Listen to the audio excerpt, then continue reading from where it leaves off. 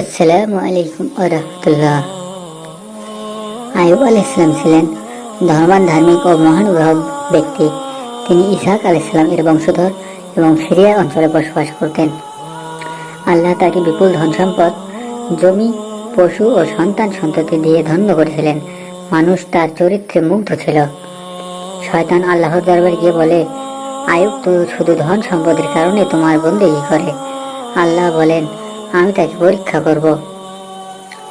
আইয়ুব আলাইহিসসালাম একে একে সব গবাদি পশু, জমি ও ধন সম্পদ হারাতে থাকেন, তবুও তার ধৈর্য অটুট থাকে। এক ভয়াবহ ঝড়ে তার সকল সন্তান মারা যায়। তিনি তখনও বলেন, যিনি দিয়েছেন তিনিই নিয়েছেন, আল্লাহর প্রশংসা করলেন।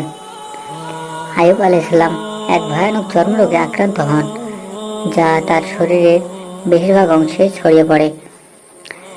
মানুষ তাকে ঘৃণা করতে শুরু করে। কেউ পাশে থাকেনি, কেবল তার স্ত্রী ছাড়া। তার স্ত্রী প্রতিদিন কাজ করে উপার্জন করে তাকে খাবার এনে দিতেন। তীব্র দুঃখেও তিনি আল্লাহর ধৈর্য হারাননি। আইয়ুব আলাইহিসসালাম অবশেষে আল্লাহর দরবারে বলেন, আমি কষ্টে আছি, হে আল্লাহ, তুমি সর্বদয়। আল্লাহ তার দোয়া কবুল করেন এবং বলেন, তুমি তোমার পা দিয়ে জমিনে আঘাত করো।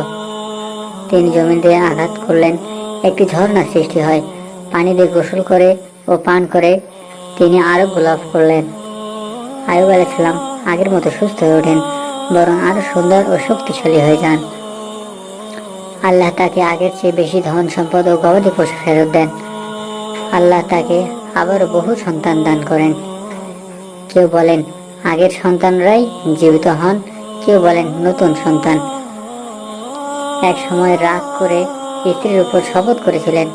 আল্লাহ তাকে 100 খেজুর পাতায় একটি বান্ডিল দিয়ে প্রতীকীভাবে মারার নির্দেশ দেন, যাতে স্ত্রীর প্রতি অবিচার না হয়। আইয়ুব আলাইহিসসালামের ধৈর্য ও বিশ্বাস সব নবীদের জন্য উদাহরণ হয়।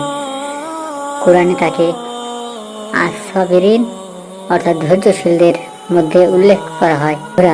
এই জীবনী আমাদের শেখায়, ধৈর্য, আল্লাহর প্রতি ভরসা ও কৃতজ্ঞতাই সত্যিকারের সফলতার মূল চাবিকাঠি। তো বন্ধুরা, এরকম নিত্য নতুন ভিডিও পেতে চ্যানেলটিকে সাবস্ক্রাইব করতে ভুলবেন না যেন।